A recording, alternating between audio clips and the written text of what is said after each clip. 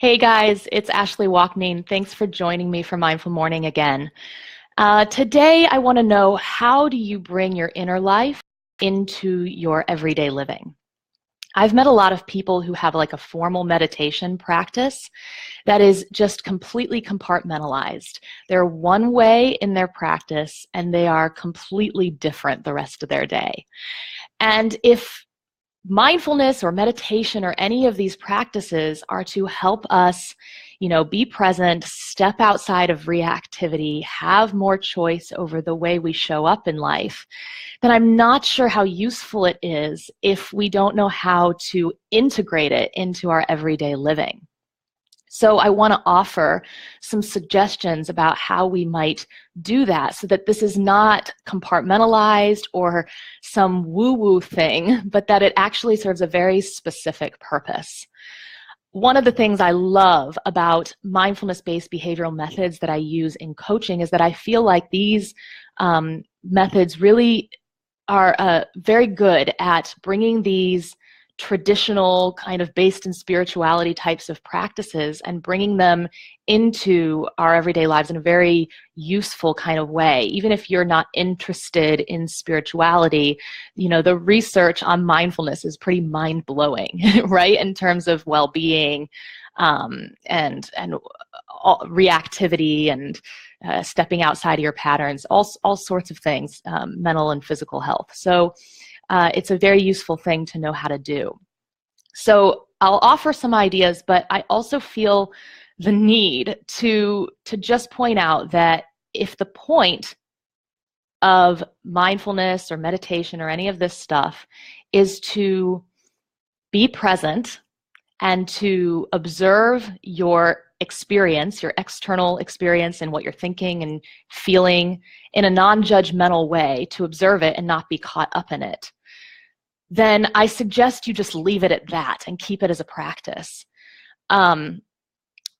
Because if you turn it into a doctrine or a belief system and you use it to become enlightened, if you're on a spiritual path, then if you're striving to be more mindful or you're striving to become enlightened, you're not fully present, right? You're not fully here. You're trying to be somewhere.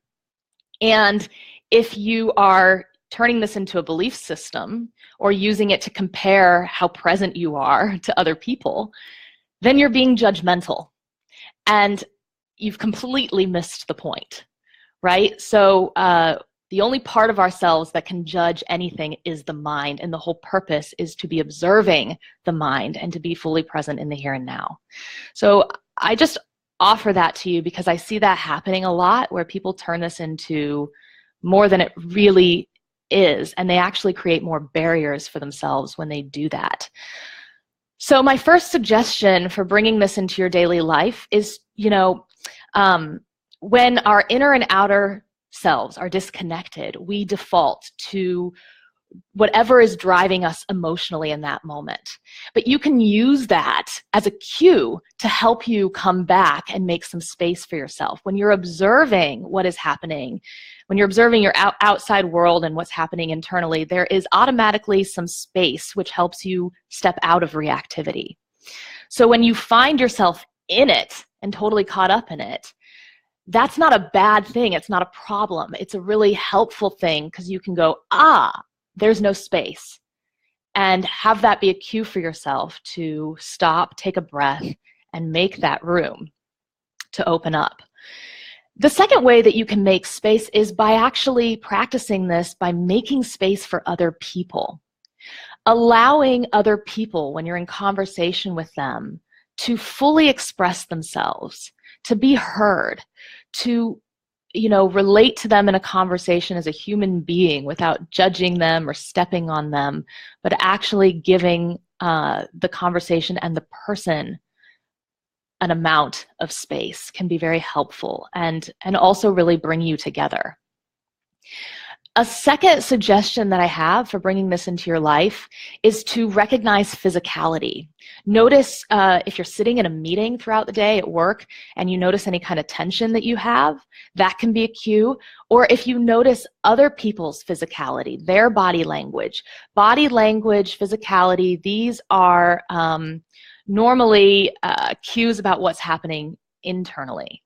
So when you notice other people's physicality, you can go, how am I feeling right now? And check in with yourself physically and just let that tension go. Take a breath, come back into your body and relax.